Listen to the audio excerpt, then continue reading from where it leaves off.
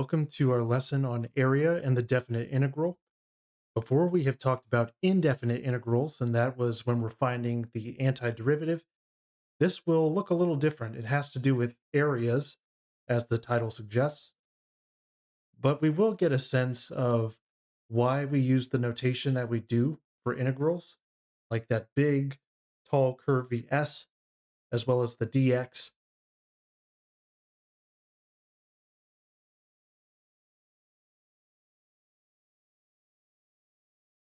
So we approximate the area under a curve, and you have to specify an interval, and we use a closed interval, so from a to b and including those values.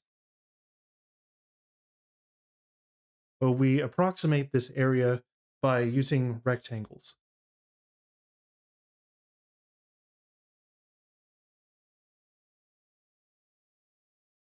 So as a little illustration here,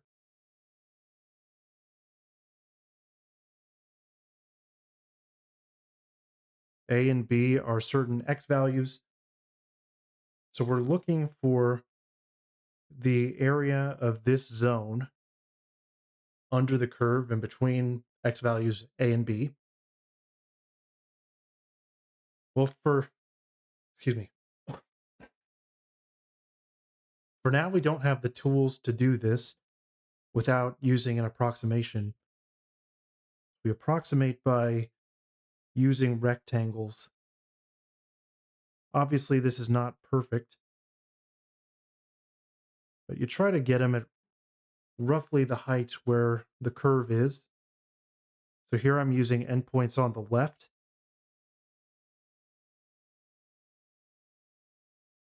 These are supposed to be equally spaced intervals. It's not quite perfect here, but you get the idea.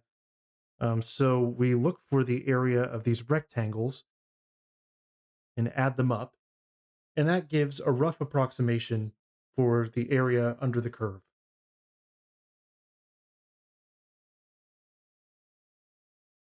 So let me highlight these partitions here. We partition this interval from a to b into n. I'm going to add this equally spaced, that's assumed, intervals.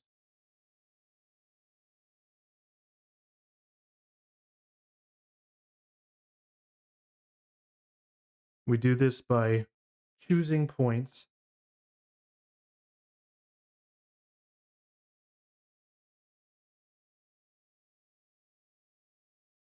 well, let's call A my x1. And again, I'm using the left endpoint approach. Right here, A is my first x value, x1. Then you have x2 that's somewhere to the right of that. Then x3, x4, etc. Until you get to xn, because we're using n rectangles.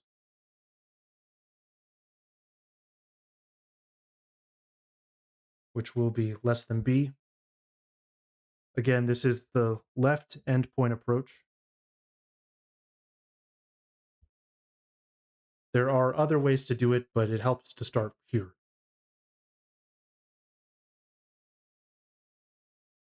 So I'm not including b because I'm using left endpoints. This last rectangle, I'm just using the one before b.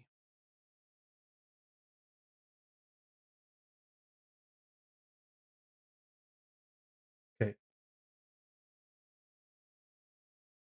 So trying to get to the area under the curve, or a rough approximation using these rectangles.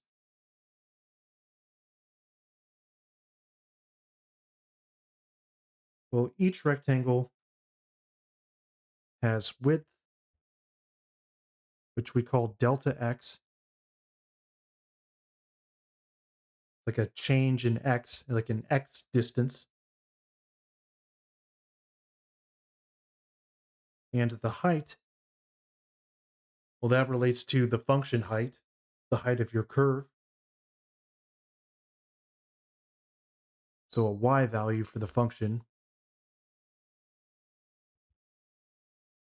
f of xi being one of those x values we've chosen in our little partition. So those heights are these y values here, where I've made these dots. It's how high the rectangle goes.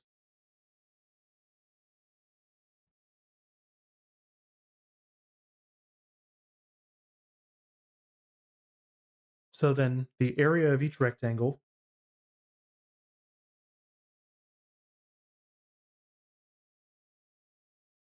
let's say of one rectangle,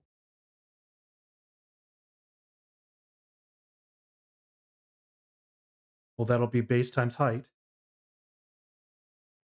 I'll just write the height first.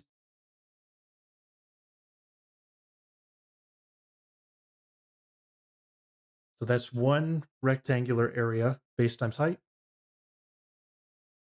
And then we want to add them all up to get the area under the curve, roughly.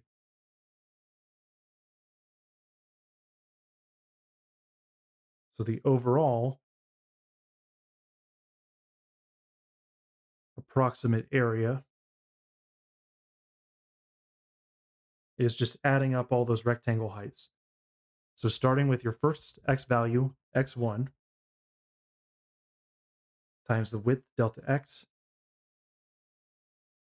Okay, then go to the height at the next x value, x2, times width.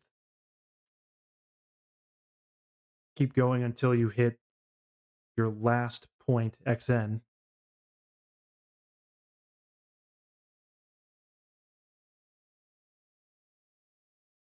And we have a more compact way of writing this using summation notation.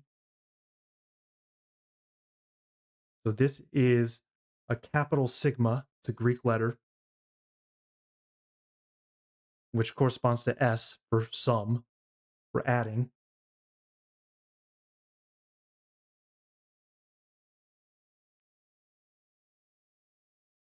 So we go from I equals 1 up to n, and we're adding up all of these f of xi's times width.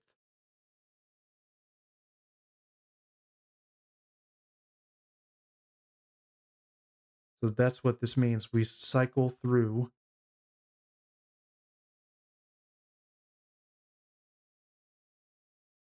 I equals 1 to that top number, I equals n, and we're adding. This is a sum. So this is just a compact way of writing what I wrote above here. And we call this a Riemann sum.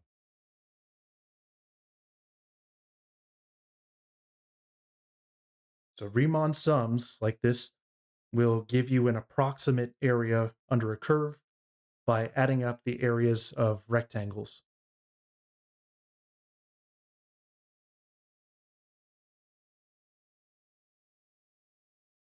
So I've been saying that partitioning my interval in this way is the left endpoint approach because I'm making A my first x1, and then B is not included. Its height is not considered on the last rectangle here, just the left. So this is one way to do it, but there are others as well. And we'll see that in the next example.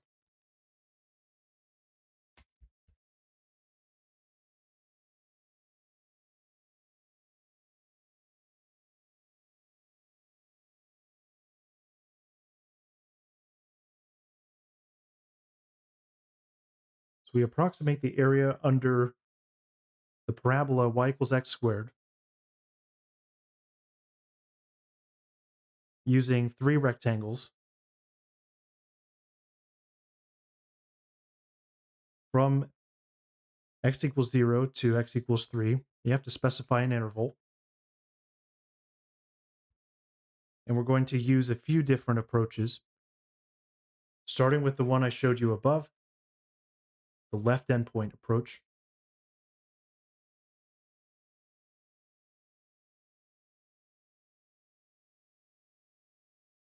So let's get a rough picture here of the parabola. I'm not going to worry about it being perfect. It's definitely not.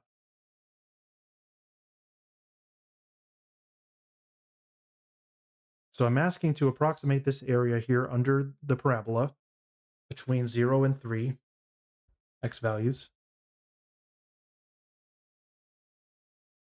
Well, I want to use three rectangles to do this, n equals 3. And I'm using left endpoints. So I start with the very leftmost point in my interval, 0. And if I want to use three rectangles, I'm going to have to divide up my interval like this. So my next endpoint will be 1. My next endpoint will be 2. This way we will use three rectangles. So my next rectangle, I have height right here.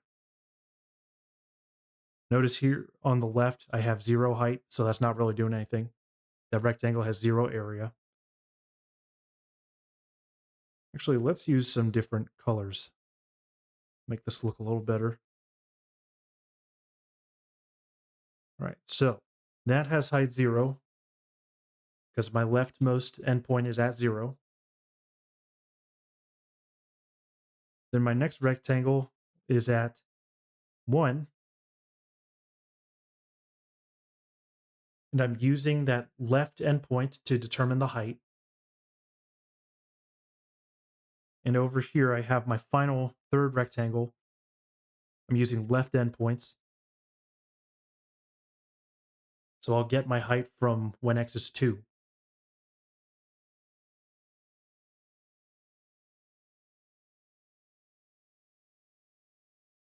So notice this is quite imperfect.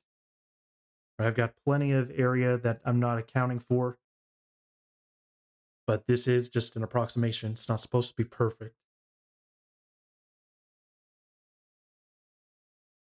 So that's a picture. Now let's get the exact answer.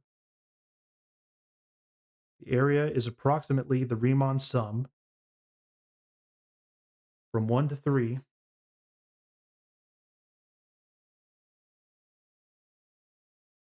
So my y values times the width of each rectangle. So we write this out.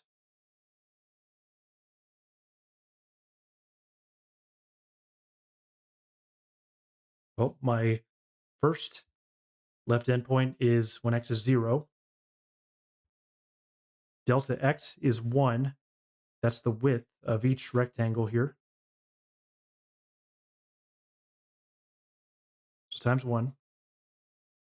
Plus, okay, go to the next rectangle, this middle one.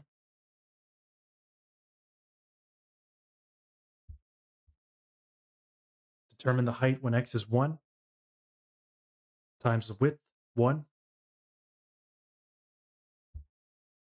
Then my third rectangle, I'm looking at when x is 2, that height, times width, 1.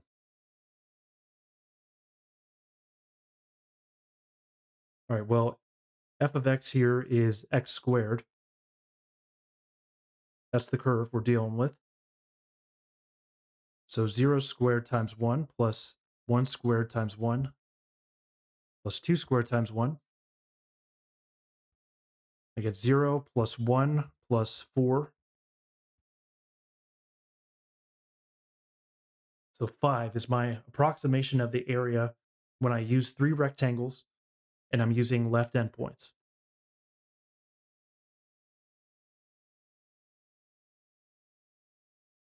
We can also approximate using right endpoints. Doesn't have to be left, and even midpoints as well.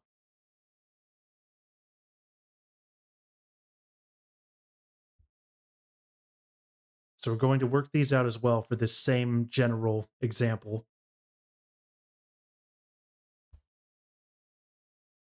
So part B, let's use right endpoints.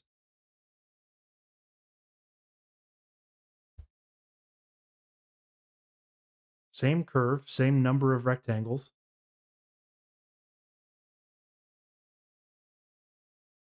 Let's say this is x equals 3.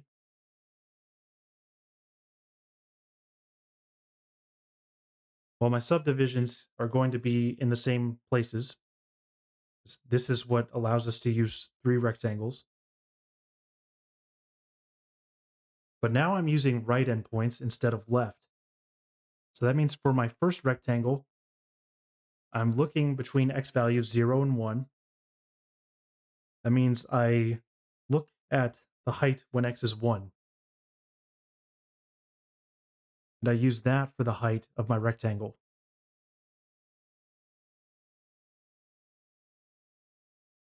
Right? Next little subdivision here between 1 and 2, I'm going to use the right endpoint to determine my height.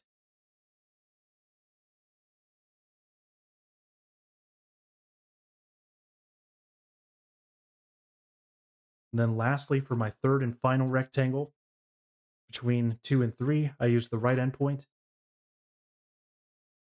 So height is way up here.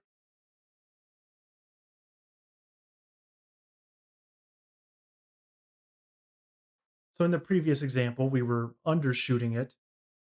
Here, we're clearly overshooting the area. So we're including a bunch of extra stuff up here. So that can happen as well.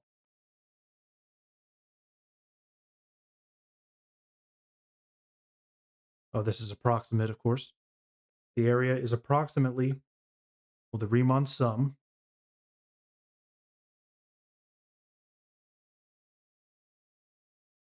Now, this formula looks the same as before, but the difference is my xi's are different now. Now they're on the right ends of each interval instead of the left. So now it's f of 1 instead of f of 0. Delta x is still 1. F of 2 times 1 plus f of 3 times 1.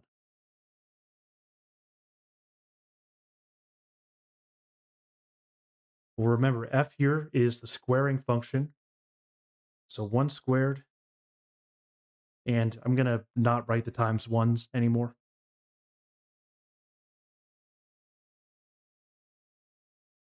One plus 4 plus 9, we get 14 as an approximate area under the parabola. But this one is overshooting it, whereas the 5 from before was clearly undershooting the area. So we know the real area is something between 5 and 14. Now we're going to try the midpoint approach, and I expect this will give us a better answer. Now we're going to take a look at the midpoint approach.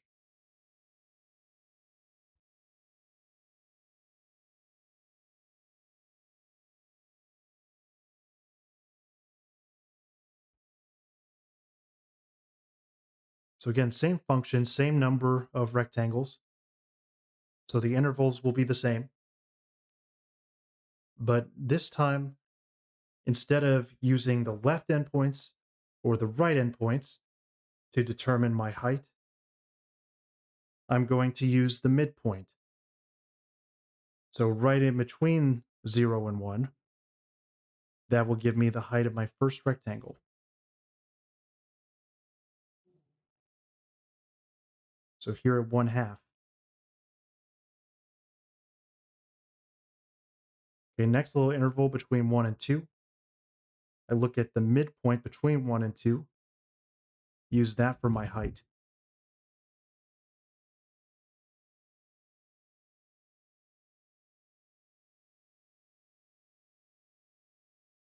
I'm going to wait on this thunder here.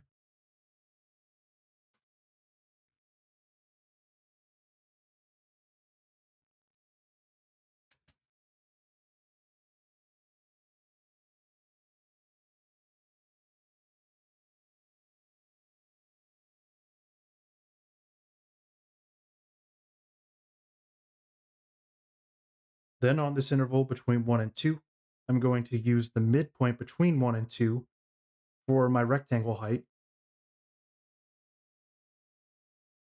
And for my third rectangle, again, I use the midpoint between 2 and 3.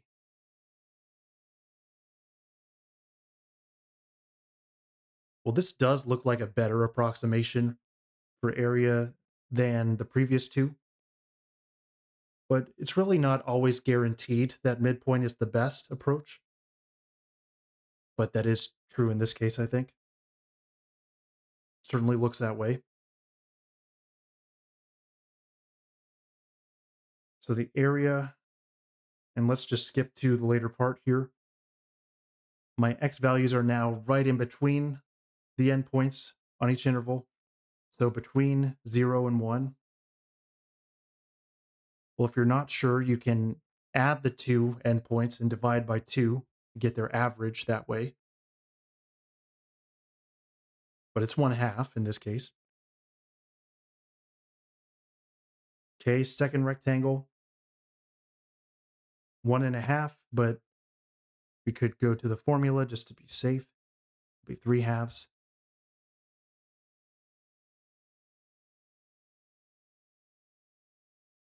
And then 2 plus 3 over 2 to average those, 5/2. So f of 1/2 plus f of 3/2, and I'm ignoring the times ones, f of 5/2. And so now we just square each of these numbers. So 1/2 squared is 1/4 plus 9/4 plus 25/4. They all have the same denominator. So really, I'm just adding up the numerators here. 10 plus 25, 35 over 4. So that's still not perfect, but it's a better approximation for sure. At least I think it's not perfect. I haven't checked the real thing yet. That's something for next time, really.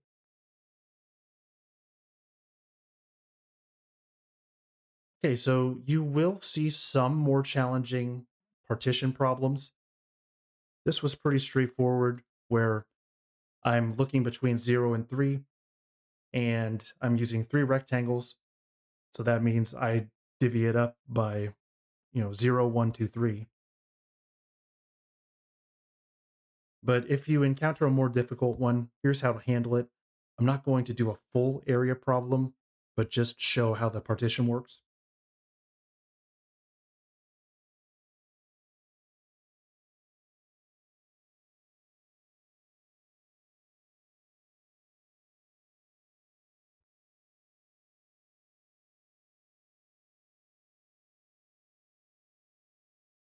So you could have weird x values like this, x equals 3 to x equals 5, and say you need 4 rectangles. So if I try division 3, 4, 5, that's not going to work because that will only make 2 rectangles overall, and we need 4. So it might help if we just draw a little number line. Let's say 0's over here, and 3, 5. So I want to make 4 rectangles, 4 little subintervals here. So I would divide in half first, that's at x equals 4, and then divide each of these 2 subintervals in half.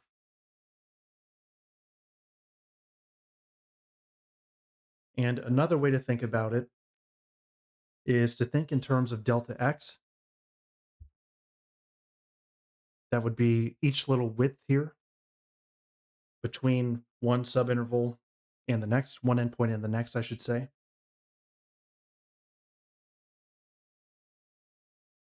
So here's a little formula that can help.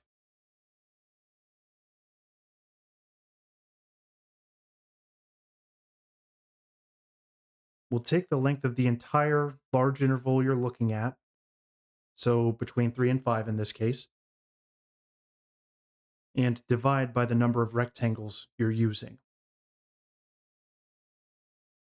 So again, it's the entire distance of your interval, then divide up into how many rectangles you're using. That will give you each little delta x here. There's a single delta x. Right, so b minus a, that's 5 minus 3 over n equals 4, 2 over 4. So that means when I go from one endpoint to the next, like 3 to this next one here, that's 1/2 away. And so we add delta x. So 3 plus delta x, that's 3 plus 1/2, or 6/2 plus 1/2, so 7/2. So if you're really stuck, you can use this, but if you can figure it out without all this stuff, that's totally fine. This is just a tool when you're stuck. Right, so that's a more complicated partition problem.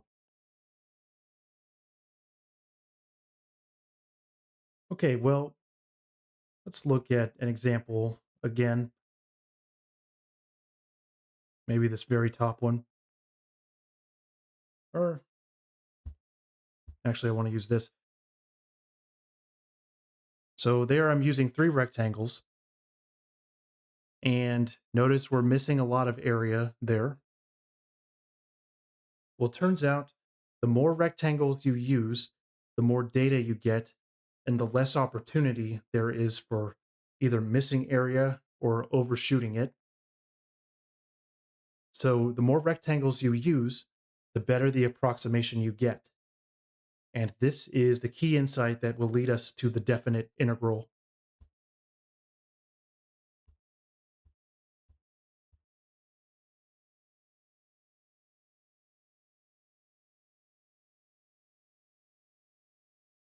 So the more rectangles we use, think higher n,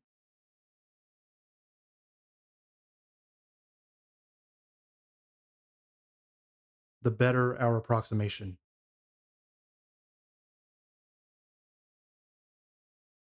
We get a better sense of the true area.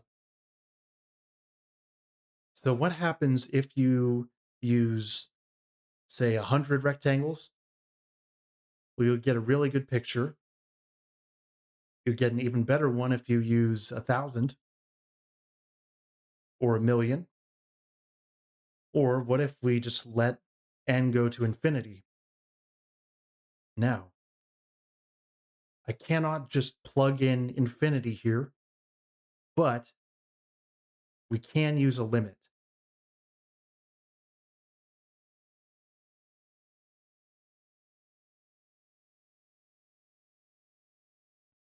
We get perfect area. And this will give us perfection by taking the limit as n goes to infinity. Again, it's not like I can literally plug in infinity for n, but a limit tells you the behavior as n goes to infinity. So it will tell us where are we headed, and that will be the perfect area.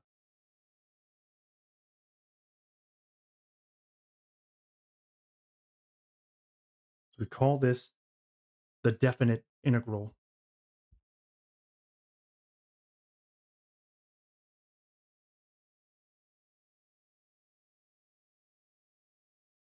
as opposed to indefinite, which we talked about before a couple lessons ago and the previous lesson.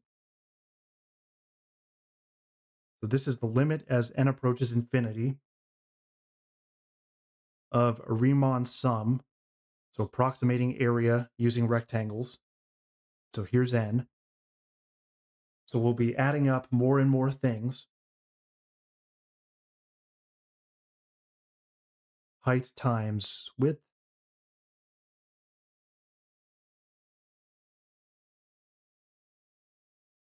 And this is the definite integral.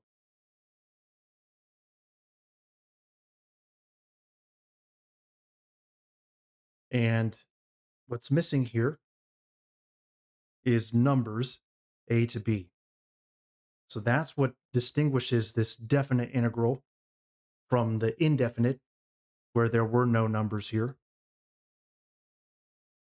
A and b we call the limits of integration, and those are the very endpoints of the interval we're looking at. So the limits of integration, I personally like to call them the bounds of integration, but I'll stick with your textbook in Pearson.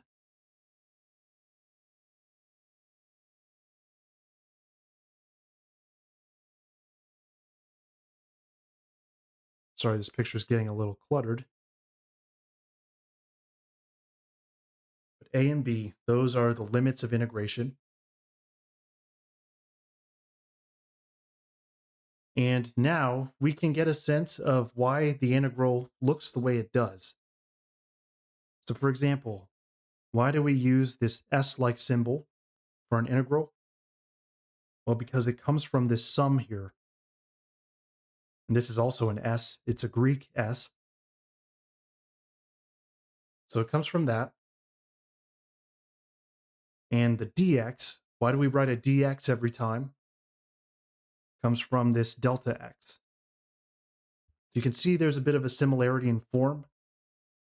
I've got these function heights here, whereas with the definite integral, I write the whole function, the whole expression.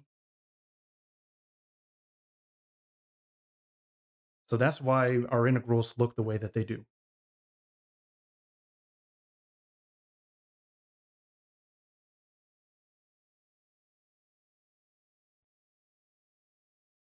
So when I write a definite integral, when I write numbers here, we're talking about area under a curve.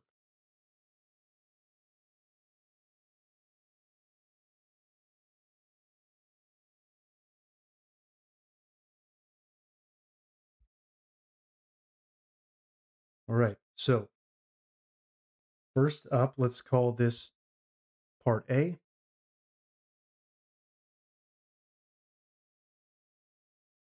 The integral from 0 to 5 of 2 dx.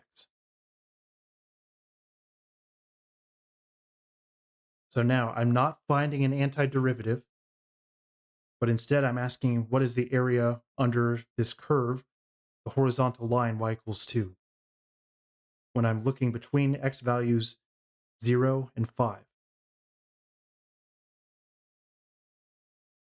Now the number that's written lower is always the left endpoint, and the higher number is always the right endpoint.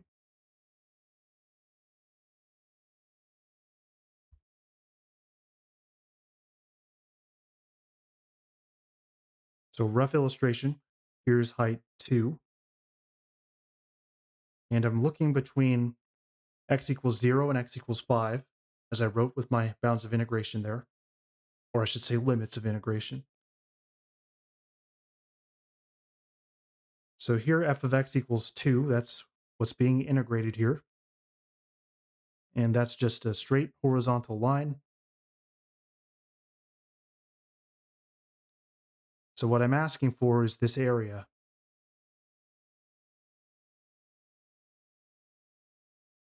Well, this doesn't require super fancy methods, right? This is just a rectangle. So this integral is the area of the rectangle I drew.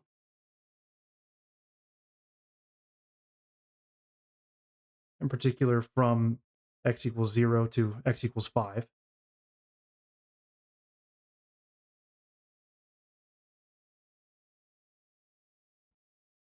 So this will be length times width, the length being 5 here, and the width being 2. It's just the formula for area of a rectangle.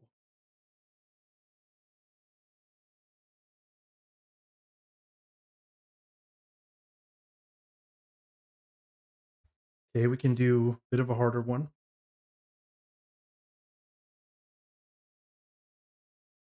The integral from -2 to 6 of 4 minus x dx. So I'm looking for the area under the line y equals 4 minus x. And that's between these x values. So why don't we draw a graph to help us out?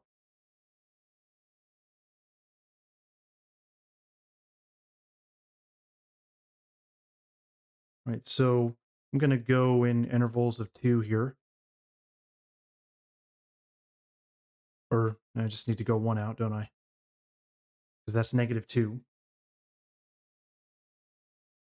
I'm going to go 3 over here to get to 6.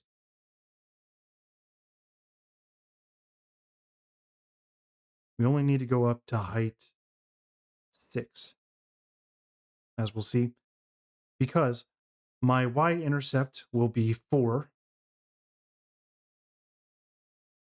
I'm graphing the line, y equals 4 minus x. So y-intercept is 4. The slope is -1. I have a -1 times x. So my x-intercept will be here at 4 as well. I'm going down.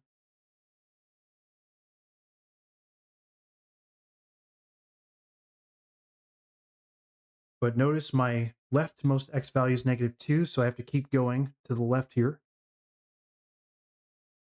until I get to -2. That'll be at height 6. My right endpoint is 6, so that means I'm going to need to keep going down over here till I get to this 6. And that will be at height -2 here.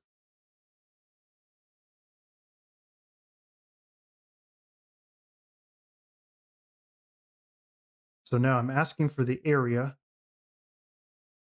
of these two triangles. Notice it's two separate triangles here, so we'll have to account for each. And something worth pointing out is that when you are under the x-axis, like this triangle is, that actually counts as negative area.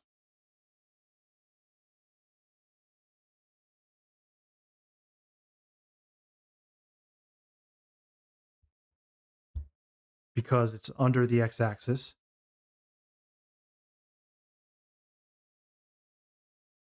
We're using negative y values for our rectangle heights. If we were doing the approximation, of course. So that is negative area. This top one will be, of course, positive because it's above the x-axis. So that means that this lower triangle here is going to take away a little bit from the area of this larger triangle.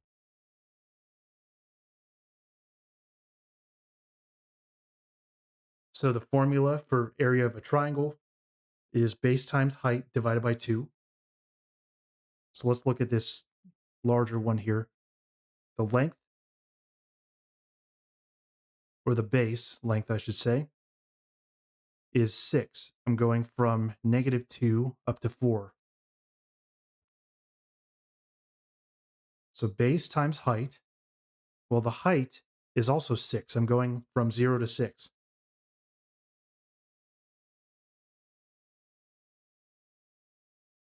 divided by 2. This is base times height divided by 2. Area of a triangle formula. So that's the larger one. And well, I'm going to write this as a plus, but this will count as negative, the lower one. But I'll write it this way. The base is length 2 from 4 to 6. I'm going to consider the height to be negative because we're going down into negative y values. So I consider the height to be negative 2 divided by 2. So these twos cancel. We get a little canceling here. So we get 18 minus 2, 16.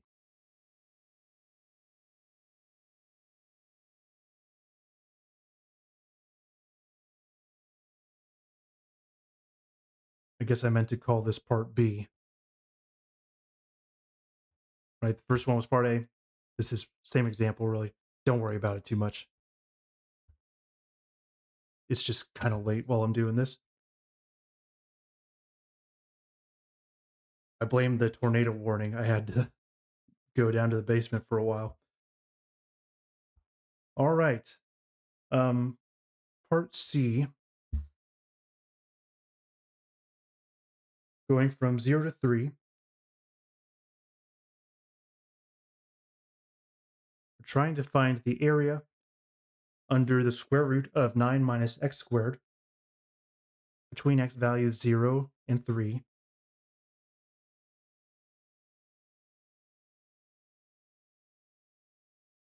Well, the key insight here is that this function represents a circle, technically just the top half.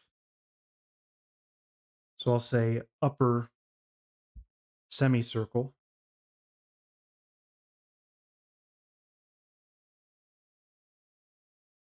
And I won't spend too much time on this, but you get it from this formula. X squared plus y squared equals 9. And if you solve for y, you get y squared equals 9 minus x squared. And you take the square root. Well, technically, you have to do plus or minus square root of 9 minus x squared. So this plus gives us the upper half of the circle, and the minus will give you the lower half. So in this problem, I'm only concerned with the upper half.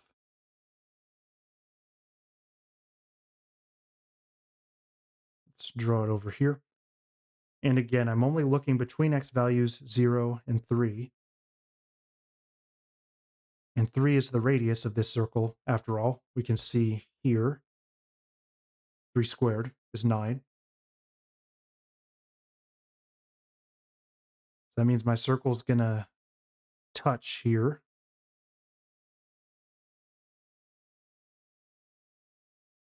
So we're asking really about the area of a quarter circle.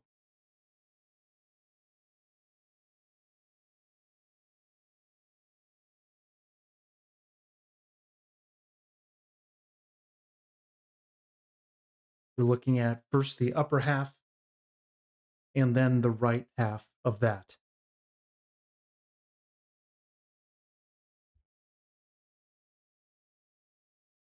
So the area of a quarter circle where the circle has radius 3. Let's do that over here.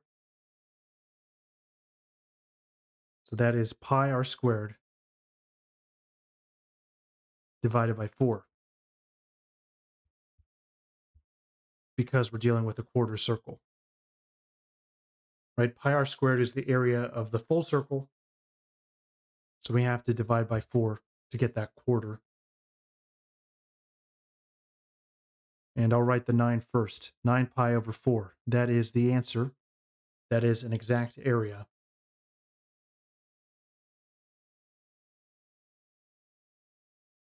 So notice so far that I haven't taken a limit, even though that really is the definition of this thing.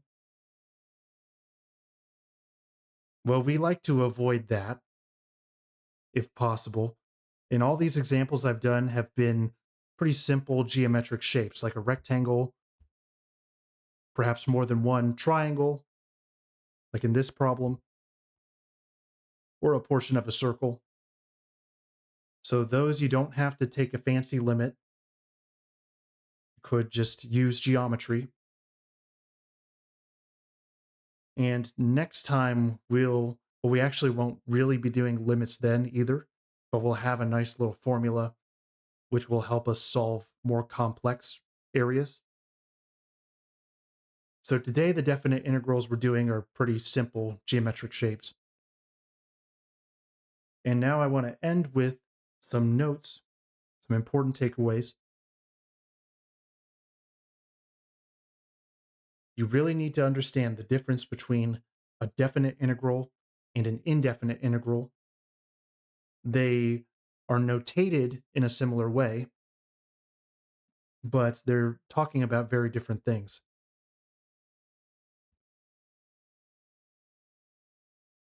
So, definite, the new kind we just learned about,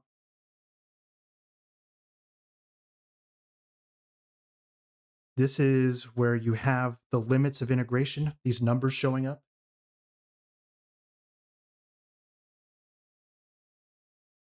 And this is talking about area under a curve.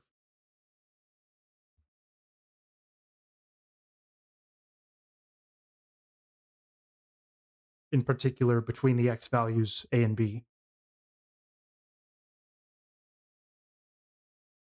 And so our answer will be a real number, just a single number. Well, if you recall, indefinite integrals are very different.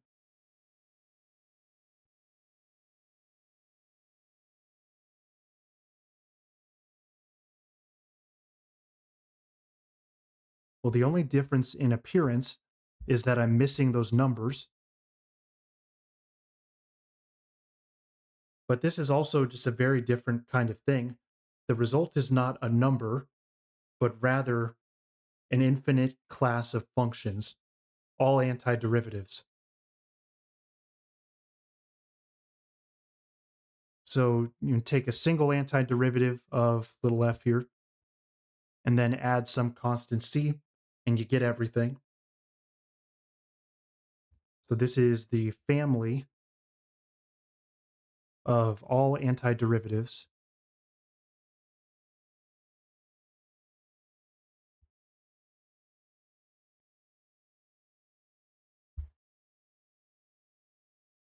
of f of x. So importantly, the result of an indefinite integral is not even just one function really, but a family of functions, thanks to this plus c. But a definite integral just gives you a real number.